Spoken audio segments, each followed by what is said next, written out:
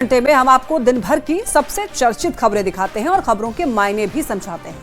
लेकिन उससे पहले आइए जान लेते हैं आज की 4 बड़ी खबरें क्या होंगी जिन पर हम लोग आगे बात करने वाले हैं। तो आज हम लोग समझेंगे कांग्रेस के क्या दबाव में आरजेडी का क्या दाव है, ये हम लोग समझेंगे। और राहुल के कृष्णा पार लगाएंगे नैया, इसको भी हम लोग आगे डिस्कस करेंगे। और इसके बाद समझेंगे अपनी ही पार्टी से आरके सिंह को क्यों शिकायत है। और फिर दिल्ली सरकार में बिहार की धमक को भी हम लोग आगे समझेंगे डिटेल में।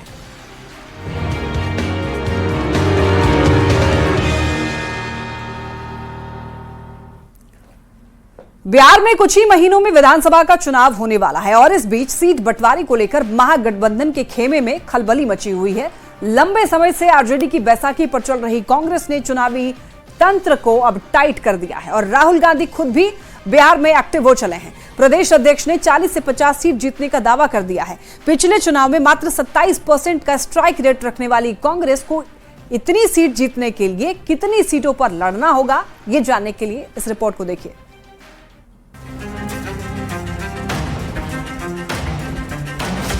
हमको 40 से 50 सीट निश्चित रूप से बिहार विधानसभा में आएगा। क्या बिहार में कांग्रेस बड़े भाई की भूमिका में आना चाहती है? क्या बिहार में आरजेडी कम सीट पर, कांग्रेस ज्यादा सीट पर लड़ेगी? क्या लालू प्रसाद और तेजस्वी यादव कांग्रेस को ड्राइविंग सीट सौंपेंगे? कांग्रेस के दबाव में आरजेडी कितने सीटों पर लगाएगा दांव? बिहार कांग्रेस के नए नवेले प्रभारी कृष्णा अल्लावरू के सामने प्रदेश अध्यक्ष डॉक्टर अखिलेश प्रसाद सिंह के इस बयान से महागठबंधन के खेमे में खलबली मच गई है। सियासी गलियारों में कई सवाल तैरने लगे हैं कि कांग्रेस आरजेडी पर दबाव की राजनीति कर रही है। सीटों की बार्गेनिंग के लिए कांग्रेस ऐसा बयान दे रही है। हम लोगों के सभी फ्रंटल ऑर्गेनाइजेशन के लोग, महिला कांग्रेस के लोग ठीक ढंग से अगर अभी से काम में जुट जाएं तो मैं कोई कारण नहीं देखता कि आज जहां हम लोगों की विधानसभा में संख्या 19 है उसको हम 40-50 नहीं पहुंचा सकते हैं।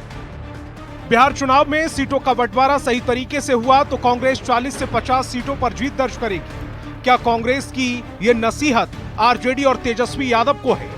पिछले चुनाव में कांग्रेस पर तोहमत लगी सबसे खराब स्ट्राइक रेट की। 2020 के चुनाव में कांग्रेस 70 सीटों पर लड़ी और मात्र 19 सीट जीत पाई। कांग्रेस की जीत का प्रतिशत 27.14 रहा।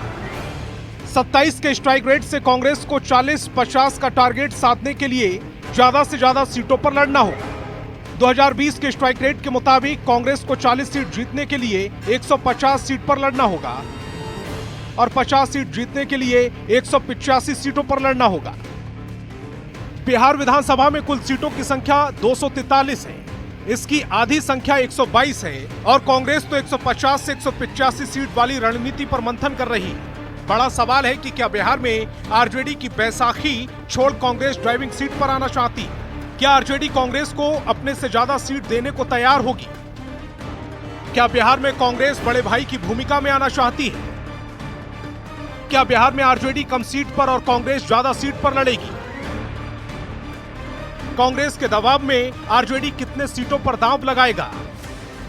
और सबसे बड़ा सवाल कि क्या लालू प्रसाद और तेजस्वी यादव कांग्रेस को ड्राइविंग सीट सौंपेंगे?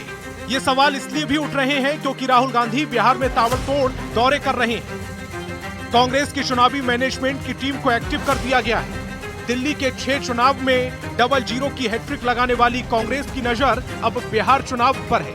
देखना होगा कि आरजेडी कांग्रेस के दबाव में आता है या कुछ अलग दांव लगाता है। पटना संवाददाता संजय कुमार के साथ ब्यूरो रिपोर्ट न्यूज़ 18। आइए अब इस खबर को समझते हैं। देखिए, अखिलेश सिंह 40 से 50 सीट जीतने का दावा कर रहे हैं। तो चलिए ये समझते हैं कि किस कदर बिहार में कांग्रेस का ग्राफ जो है वो लगातार गिरता चला गया है। देखिए, 1995 के चुनाव में कांग्रेस पार्टी 29 सीट जीती थी। साल 2000 के चुनाव में कांग्रेस 23 सीट जीती।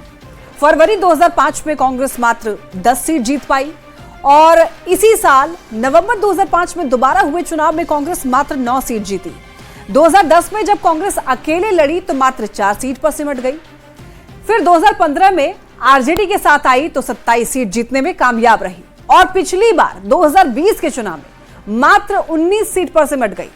तो ये आंकड़े ये बताते हैं कि 30 साल में कांग्रेस 30 का भी आंकड़ा बिहार में नहीं छू पाई। और इसीलिए यह समझना जरूरी है कि क्या बिहार में कांग्रेस दिल्ली का दांव लगाने की तैयारी में है, क्योंकि बिहार में राहुल गांधी काफी अब एक्टिव हो चुके हैं।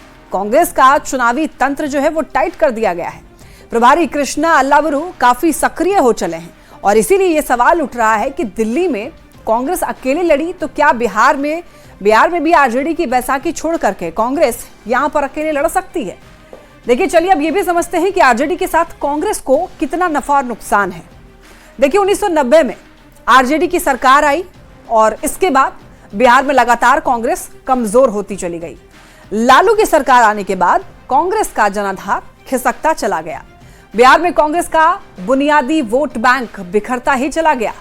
लालू के एमवाई समीकरण में कांग्रेस के अल्पसंख्यक वोटर टूट गए और ऐसा माना जाता है कि 1998 में कांग्रेस ने लालू के आरजेडी के सामने समर्पण किया और दोनों साथ आ गए। आरजेडी के साथ आने के बाद कांग्रेस साल 2000 में मात्र 23 सीट जीती। आरजेडी के साथ ही कांग्रेस फरवरी 2005 में मात्र 10 सीट जीती और आरजेडी के साथ फिर लड़ी और नवंबर 2005 में मात्र 9 सीट जीत पाई। 2010 में अकेले लड़ी और 2015 में आरजेडी के साथ कुल मिलाकर के 27 सीट जीती। पिछले चुनाव की अगर बात करें तो पिछले चुनाव में भी आरजेडी के साथ कांग्रेस मात्र 19 सीट ही जीत पाई। तो क्या इसी ट्रैक रिकॉर्ड को सुधारने के लिए कांग्रेस बिहार में एक बड़ी तैयारी कर रही है, क्योंकि कांग्रेस के लोग अब बिहार में एक्टिव हो चले हैं, इसीलिए ये सवाल उठ रहे हैं। चलिए बढ़ते हैं खबरों में आगे। बिहार में देखिए बेहद कमजोर पड़ चुकी कांग्रेस में अब जान फूंकने की योजना पर पार्टी काम कर रही है। तभी राहुल गांधी के बेहद खास माने जाने वाले कृष्णा अल्लावरू को प्रदेश की कमान सौंपी गई है। अब कृष्णा पहली बार पटना पहुंचे, कार्यकर्ताओं में जोश भी भरा और लंबी लड़ाई लड़ने का मंत्र भी दिया, वो भी बगैर गुटबाजी किए।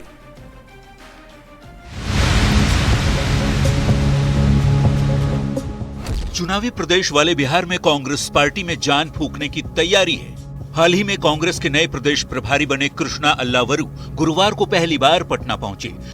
बिहार में पार्टी संगठन को मजबूती देने के लिए कांग्रेस ने दक्षिण भारत के इस युवा नेता पर दांव क्यों लगाया है, तो इसकी वजह है कृष्णा अल्लावरू का राहुल गांधी का बेहद करीबी होना। राहुल गांधी का चुनावी दिमाग कृष्णा को ही बताया जाता है। कृष्णा अल्लावरू मूल रूप से कर्नाटक से हैं। भारतीय युवा कांग्रेस के प्रमुख नेताओं में गिने जाते हैं। फिलहाल भारतीय राष्ट्रीय कांग्रेस के ज्वाइंट सेक्रेटरी हैं। इससे पहले युवा कांग्रेस के प्रभारी भी रह चुके हैं। पटना के सदाकत आश्रम में पार्टी नेताओं के साथ मंथन में कृष्णा अल्लावरू ने कहा कि बिहार में पार्टी को लंबी लड़ाई लड़नी है बगैर गुटबाजी के। कोशिश ये होगी कि जो लड़ाई लड़ता है, जो खून पसीना बहाता है, चाहे वो संगठन हो या चाहे वो टिकट हो, ऐसे सिंहों को प्राथमिकता मिले। बिहार में कांग्रेस को मजबूती देने के लिए राहुल के सबसे बड़े चुनावी दिमाग को मैदान में उतारा गया है। अपनी पहली बैठक में कृष्णा अल्लावरू ने जो मंत्र पार्टी कार्यकर्ताओं को दिया वो ये कि कांग्रेस को हराने की ताकत किसी भी दल या संगठन में नहीं है। गुटबाजी करने वालों को बाहर करो, हम सबको मिलकर अंदर की लड़ाई लड़नी होगी। दिल्ली पटना जाना छोड़ दो, बूथ बूथ तक जाओ। बता दें कि बिहार में इसी साल विधानसभा के चुनाव होने हैं। ऐसे में युवा नेता कृष्णा अल्लावरू को प्रभारी बनाकर पार्टी आलाकमान ने बड़ा दांव खेला है। देखने वाली बात होगी कि राहुल के सबसे भरोसेमंद कृष्णा बिहार कांग्रेस की नैया पार करा पाते हैं या नहीं। न्यूज 18 के लिए पटना से संजय कुमार की रिपोर्ट। चलिए ये समझते हैं कि बिहार में खुद को क्यों मजबूत कर रही है कांग्रेस। देखिए, बिहार में कांग्रेस लंबे समय से आरजेडी की बैसाखी पर टिकी हुई है। पार्टी का चुनाव में प्रदर्शन लगातार कमजोर रहा है और बीते 8 साल की अगर बात करें तो बीते 8 साल में कांग्रेस की स्टेट कमेटी तक नहीं बनी। अक्टूबर नवंबर में बिहार विधानसभा का चुनाव होने वाला है, तो ऐसे में पार्टी के सामने संगठन को मजबूत करने की एक बड़ी चुनौती है। अब देखिए बिहार में खुद को कितना मजबूत कर रही है कांग्रेस, ये जानते हैं। पार्टी ने बिहार में नया प्रभारी नियुक्त कर दिया है। सवाल है कि क्या सिर्फ प्रभारी बदलने से पार्टी की हालत सुधरेगी? कांग्रेस में अध्यक्ष बदलते रहते हैं पर संगठन में कोई बदलाव नहीं होता। 2017 से ही पार्टी के प्रदेश अध्यक्ष अपनी कमेटी तक नहीं बना पाए हैं। कांग्रेस ने बिहार चुनाव 2025 की तैयारी शुरू की। कृष्णा अल्लावरू को बिहार कांग्रेस का नया प्रभारी बनाया गया। अल्लावरू राहुल गांधी के सबसे भरोसेमंद, सबसे विश्वसनीय नेताओं में से एक माने जाते हैं और राहुल की चुनावी रणनीति को कृष्णा अल्लावरू ही तय करते हैं। तो ऐसे में राहुल गांधी को भरोसा है कि नई प्रभारी बनने से बिहार पार्टी को, बिहार में कांग्रेस जो है वो मजबूत रहेगी और संगठन मजबूती में उनको फायदा होने वाला है। चलिए बढ़ते हैं खबरों में आगे। अब देखिए, रेखा गुप्ता दिल्ली की 9वीं मुख्यमंत्री और 4थी महिला सीएम बन गई हैं। दिल्ली के रामलीला मैदान में आयोजित भव्य समारोह में देश भर के बीजेपी और एनडीए शासित प्रदेशों के सीएम और मंत्री शामिल हुए। प्रधानमंत्री मोदी की मौजूदगी में एनडीए नेताओं ने विरोधियों को एकजुटता का संदेश दिया। तो दिल्ली सरकार में बिहार की छाप ने भी महागठबंधन के नेताओं को मैसेज दिया। रेखा गुप्ता, ईश्वर की शपथ लेती हूं कि दिल्ली का रामलीला मैदान बीजेपी के 27 साल बाद देश की राजधानी में सत्ता में वापसी का गवाह बना। रेखा गुप्ता दिल्ली की 4थी महिला और 9वीं मुख्यमंत्री बन गई। दिल्ली में लंबे अरसे बाद सत्ता का स्वाद चखने वाली बीजेपी ने इस आयोजन को बेहद ही भव्य बना दिया। प्रधानमंत्री मोदी सहित एनडीए शासित राज्यों के तमाम मुख्यमंत्री, कई केंद्रीय मंत्री इस पल के गवाह बने। रेखा गुप्ता के साथ 6 मंत्रियों ने पद और गोपनीयता की शपथ ली। दिल्ली की सरकार में पूर्वांचल और बिहार की धमक भी देखने को मिली। कपिल मिश्रा के साथ ही बिहार के बक्सर के रहने वाले पंकज कुमार सिंह भी रेखा गुप्ता कैबिनेट में मंत्री बनाए गए हैं। रामलीला मैदान में जुटे एनडीए नेताओं में बिहार के 5 बड़े चेहरे शामिल थे। दोनों डिप्टी सीएम सम्राट चौधरी, विजय सिन्हा, केंद्रीय मंत्री ललन सिंह, जेडीयू के राष्ट्रीय कार्यकारी अध्यक्ष संजय झा और उपेंद्र कुशवाहा। शपथ ग्रहण समारोह के बाद दिल्ली के इंपीरियल होटल में सभी एनडीए नेताओं ने खूब छक कर लजीज भोजन का लुत्फ उठाया और बातें राजनीति की भी खूब हुई। वो भी क्यों ना, बिहार में इसी साल विधानसभा का चुनाव जो है, जाहिर है महिला मुख्यमंत्री बनाकर बीजेपी ने दिल्ली की सत्ता से बिहार तक संदेश दिया है। बिहार में एनडीए की सरकार है। बीजेपी और नीतीश की फेवरेट महिला वोटर के साथ ही बक्सर से दिल्ली की सत्ता पर पंकज सिंह को बिठाकर बीजेपी संकेत दे रही है कि केंद्र की नजर अब पूरी तरह से बिहार में होने वाले चुनाव पर केंद्रित है। Bureau report, news 18। आइए अब खबर को समझते हैं। दिल्ली सरकार में बिहार पूर्वांचल की धमक को समझिए। देखिए, बीजेपी ने लंबे अरसे बाद दिल्ली में प्रचंड बहुमत के साथ जीत हासिल की है। 27 साल के बाद प्रचंड जीत बीजेपी को दिल्ली में मिला है। बीजेपी को 48 सीटें मिली जबकि आम आदमी पार्टी को 22 सीट पर जीत मिली। बीजेपी को इस बार 40 सीटों का फायदा हुआ और आपको 40 सीट का नुकसान। तो दिल्ली चुनाव में बिहार समेत पूर्वांचल के वोटर्स ने अपनी दमखम दिखाई, अपनी ताकत दिखाई। करीब करीब 2 दर्जन सीट पर बिहार यानी कि पूर्वांचल के जो वोटर थे वो निर्णायक साबित हुए और दिल्ली की 70 में से देखिए 20 से भी अधिक सीट पर बिहार और पूर्वांचल के वोटर्स का दबदबा है। तो दिल्ली सरकार में बिहार पूर्वांचल की धमक को हम लोग समझ रहे हैं और इसी साल देखिए विधानसभा का चुनाव है। दिल्ली में महिला मुख्यमंत्री बनाकर के बीजेपी ने एक बड़ा संदेश दिया है। महिला वोटर बिहार में नीतीश और बीजेपी के समर्थक भी रही हैं। तो ऐसे में दिल्ली की सत्ता महिला को सौंपकर आधी आबादी को संदेश दिया गया है भारतीय जनता पार्टी की तरफ से। अब देखिए, बिहार के बक्सर के रहने वाले पंकज सिंह दिल्ली की विकासपुरी सीट से जीते। पहली बार में विधायक बने और सीधे मंत्री बनाए गए पंकज सिंह। तो दिल्ली में बिहार के रहने वाले को सत्ता में बिठाकर यह साफ संदेश दिया गया है बीजेपी की तरफ से। बीजेपी के लिए बिहार बेहद खास है, ये बताने की कोशिश भी की गई है। इसके जरिए एक संदेश भी दिया गया है और इसी से समझ सकते हैं कि पूर्वांचली का, बिहार वालों का कितना धमक रहा है इस बार दिल्ली विधानसभा चुनाव में। और एक बड़ी खबर सामने आ रही है। देखिए, दिल्ली सरकार में विभागों का बंटवारा। सीएम रेखा गुप्ता, इनको गृह विभाग, गृह और वित्त विभाग भी इनको मिलेगा।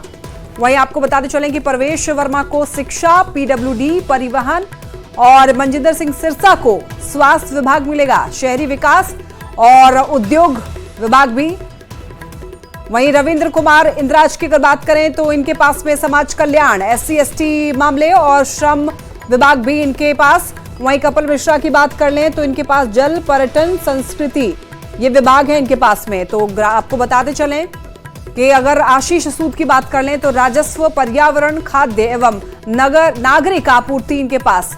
पंकज कुमार सिंह की अगर बात करें तो कानून, विधायी मामले और आवास विभाग जो है वो इनके पास गया है। मनजिंदर सिंह सिरसा के पास स्वास्थ्य विभाग है, शहरी विकास विभाग भी इनके पास है। और रविंद्र इंद्राज की बात करें तो इनके पास देखिए समाज कल्याण विभाग और श्रम विभाग भी इनके पास है। कपिल मिश्रा जल, पर्यटन और संस्कृति विभाग इनके पास। पंकज सिंह के पास में कानून, विधायी और आवास विभाग इनके पास है। इसी के साथ इस बुलेटिन में इतना ही। तमाम खबरों के लिए आप देखते रहिए News 18।